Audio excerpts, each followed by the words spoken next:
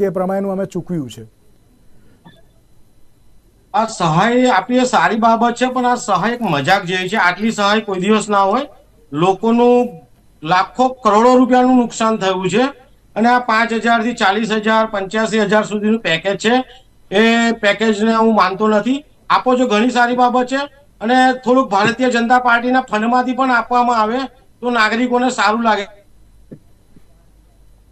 જનતાના વેરાના રૂપિયા કે ટેક્સના રૂપિયા તમામ છે, એમાંથી ચૂકવી રહે છે. તો ભારતીય જનતા પાર્ટીની વડોદરા મહાનગરપાલિકામાં જયારે ભૂલો કરી છે, વિશ્વામિત્રી નદીને નાડું કર્યું છે અને પૂર આવ્યું છે, માનવ સર્જિત જ છે. આ તમે ઉપરથી ના માનો તો નીચેથી માની લો. વેમાલીથી માનીને ઠેક મુજોડા સુધીનું માનવ સર્જિત તો કહેવાય. જે રીતે અધિકારીઓ સત્તાધીશો વિશ્વામિત્રીને નાની નાની કરી ગેબ્રિજો બનાવ્યા, ગેબ્રિજ કરીને નાખ્યા, અનેક બાંધકામો થયા, એ આપણે સરકારમાં જ થયા છે. આ બધું માનવ સર્જિત જ કહેવાય. એને કઈ આપણે લખીને નથી મોકલ્યું કે આજવા સરોવર આટલું થયું ને ફલાણું આટલું થયું ને અહીંયા આટલું થયું. આ માનવ સર્જિત છે. મેં જયારે જોયું ત્યાં વડોદરામાં વરસાદી કાંસો પુષ્કળ હતી. અત્યારે 3 કે 4 વરસાદી કાંસો છે. પ્રતિબંધિત જે ઝોન હતા એને તબદીલ કરી દીધા, રહેણાંક ઝોન બનાવી દીધા. આ આપણા તમારા શાસનમાં થયું છે. તો આ બધું માનવ સર્જિત જ કહે સાહેબ. તમે ગમે તે ગોળ ગોળ ફરાવો, પણ આ માનવ સર્જિત પૂર છે. અને એમાં કરોડો રૂપિયાનું જયારે લોકોને નુકસાન થયું હોય અને જબરજસ્ત ઘેરાવા થયા હોય, ધારાસભ્યથી માંડીને નગરસેવકોને લોકો બહાર નીકળતા ગભરાતા હોય, લાઈવ ડિબેટમાં આવતા ગભરાતા હોય, અને હવે જયારે પેકેજો જાહેર થયા છે એટલે બધા લાઈવમાં આવવાના, ડિબેટોમાં આવવાના. કેમ જાહેર પેકેજ થઈ ગયું છે, લોકોને આપણે આપવાનું છે, સામે કોર્પોરેશન છે. હવે જીવવું તો કેવી રીતે જીવવું? આ એક ગોલ તમારો બરાબર છે, પરંતુ આ માનવ સર્જિત પુલ છે. પૂર આખું માનવ સર્જિત કહેવાય. અને જે જાહેર આ પેકેજ કર્યું છે, હવે તમે જે બેંક લોન લોકો લઈને બેઠા છે, 2 વ્હીલર 3 વ્હીલર 4 વ્હીલર, મોટી મોટી ગાડીઓ ડૂબી ગઈ છે, સાથે ઘરના સામાન છે, તો એમની જે લોનો ચાલે છે એ લોનમાં પણ ક્યાંક કરો કે 6 મહિના સુધીના હપ્તા સરકાર કાપી આપે. લોકોને એ પણ જરૂર તો છે. ફ્રીજ બગડી ગયું છે આજે, તો એ પણ જરૂર છે. સ્કૂટર બગડી ગયું છે, 4 વ્હીલર બગડી ગયું, તો એમાં પણ તમે બેંક જોડે સેટલમેન્ટ કરીને લોકોના 6 મહિનાના હપ્તા સરકાર ભરી આપે યા ભારતીય જનતા પાર્ટી ભરી આપે, એવું પણ કરી આપો. એટલે સવાલ ઘણા બધા છે. અને જે રીતે અતુલભાઈએ કહ્યું કે મધ્યમ વર્ગની વાત કરીએ, મધ્યમ વર્ગમાં અત્યારે કોઈ મોસ્ટ ઓફ અત્યારે એવું નહીં હોય કે જેની કોઈ લોન નહીં ચાલતી હોય. ફ્રીજની હોય કે પછી ટીવીની હોય કે પછી બાઇકની હોય કે પછી ગાડીની હોય. ઘણા તો એટલી બધી લોન લઈને બેઠા હોય છે કે ક્યાંક અત્યારે એમ કહેવાય ને કે આખું ઘર જ લોન ઉપર ચાલતું, એવી પણ પરિસ્થિતિ ઘણી બધી જગ્યાએ જોવા મળતી હોય છે. એટલે કે જે તમે સહાય કરી એ ક્યાંક અત્યારે હાલ તો અતુલભાઈ અને સાથે ઘણા વડોદરાવાસી પણ એમ કહી રહ્યા છે કે ક્યાંક મજાક સાબિત અત્યારે હાલ તો થઈ રહી છે.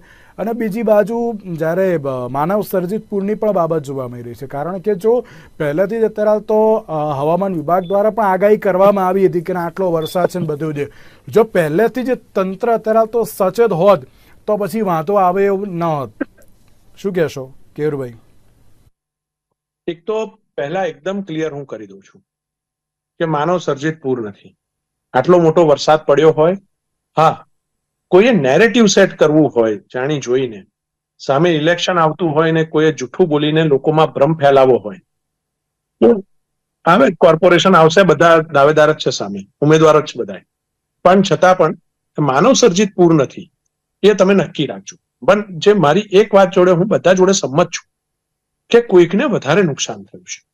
અમારી સંવેદના છે, કોઈને નુકસાન થયું છે એમાં અમારા પણ મનમાં દુઃખ છે. પણ સરકારની મર્યાદાની અંદર રહીને જેટલી સહાય સરકાર કરી શકે, મેં તમને પહેલા પણ કહ્યું કે આપ તો આખા ગુજરાતની અંદર કોઈ એક ખેતરમાં પાણી જાય તે ખેતરમાં ઘણું મોટું નુકસાન હોય છે, તો સરકાર એની મર્યાદામાં સહાય કરતી હોય છે. એવી રીતે નાનું મોટું સહાય, કોઈને ફૂલ મળે અને કોઈને ફૂલની પાંખડી મળે.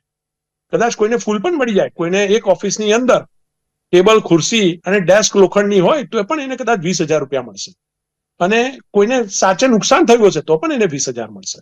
તો હું એમાં ના નથી કહેતો, નુકસાન થયું છે. હું નુકસાન નથી થયું એવું ક્યાંય મારો કહેવાનો મતલબ જ નથી.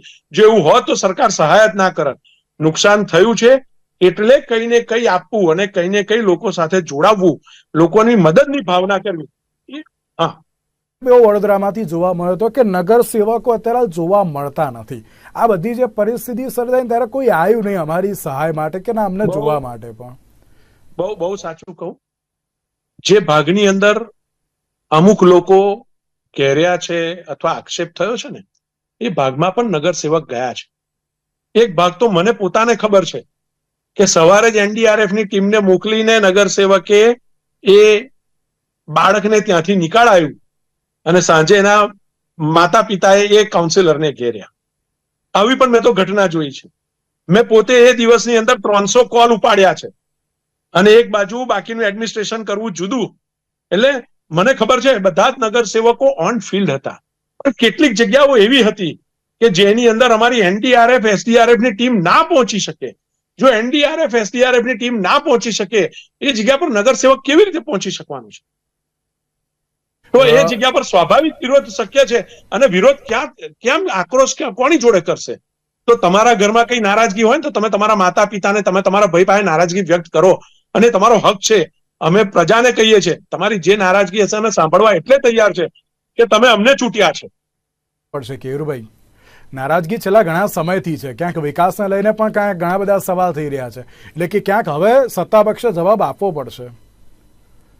જો સત્તા પક્ષ રીતે એટલું ચોક્કસ કહીશ કે અમે નિષ્ઠાપૂર્વક જનતાની સેવા કરવા માટેનો પ્રયત્ન કરી રહ્યા છીએ.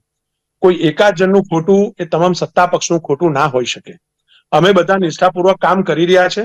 જે શક્ય બનશે એટલું અમે કામ ભવિષ્યમાં કરવાના પણ છે. એટલે મેં તમે કહ્યું કે સર્વે હજુ ચાલુ છે અને સર્વેના અંતે સારું પરિણામ આવે, વધારેમાં વધારે લોકોને સહાય પહોંચાડી શકીએ એના માટેની પણ અમારી ટીમો કાર્યરત છે. ઓકે નિકુલભાઈ, ખાલી છેલ્લી 30 સેકન્ડ અને ત્યારબાદ અતુલભાઈ. પૂર આવ્યું, વરસાદ પડ્યો, પાણી ઓસરી ગયા, પરંતુ વડોદરા શહેરમાં એવા ઘણા વિસ્તારો હતા કે જ્યાં પાણી ઓસરી ગયા પછી બી 2-3 દિવસ સુધી પાણી ભરાયેલા રહ્યા. એના પાછળના મૂળભૂત કારણો જે છે, અવૈધ બાંધકામો છે કાંસ ઉપર તળાવોમાં. તો મારી અહીંયાથી ધારાસભ્યશ્રીને રજૂઆત છે કે આવા તાત્કાલિક બધા દૂરો કરવામાં આવે જેથી પાણીના ભરાવા ના થાય. નહીતર આવનારા દિવસોમાં વરસાદ ઓછો હશે પણ પૂરની પરિસ્થિતિ વડોદરામાં રહેશે. સૌથી મહત્વની બાબત એ છે કે વિશ્વામિત્રી નદીના કિનારે પ્રતિબંધિત ઝોન હતા, એને રહેણાંક ઝોન બનાવી દીધા. ભુડાવ હોય, વડોદરા મહાનગરપાલિકા હોય, અને આની પરમિશન, ઝોન ફેરની પરમિશન સરકારમાંથી જ મળતી હોય છે.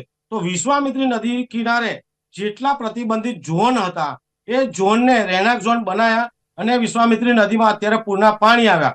તો હવે પછી જે રહેણાંક ઝોન બને છે એને પ્રતિબંધિત ઝોનમાં લાવવાના છો કે પછી એ રહેણાંક ઝોનમાં કરી દેવાના છે? આ છે રાજ્ય સરકારનો મુદ્દો, ને રાજ્ય સરકાર જ રહેણાંક ઝોનમાં બદલતા હોય છે. તો આ રાજ્ય સરકારની પણ અહીંયા મોટામાં મોટી ભૂલ છે કે વિશ્વામિત્રી નદીના કિનારે પ્રતિબંધિત ઝોનને રહેણાંક ઝોન બનાવ્યા અને આજે વડોદરા શહેર આખું પૂરના પાણીમાં તણાઈ ગયું. તો હવે પ્રતિબંધિત જે ઝોન હોય એને વહેલામાં વહેલી રહેણાંક ઝોન ના બનાવે, સ્થિતિનો તપાસ કરવામાં આવે, પછી જ એને આગળ પરમિશનો રાજ્ય સરકાર આપે.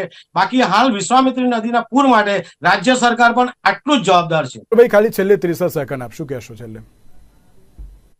હું એટલું ચોક્કસપણે કહીશ કે જે આ વખતે પૂર આવ્યું, ઘણીવાર મોટી આફત આવતી હોય છે ને તેને અવસરમાં પલટવી પડે.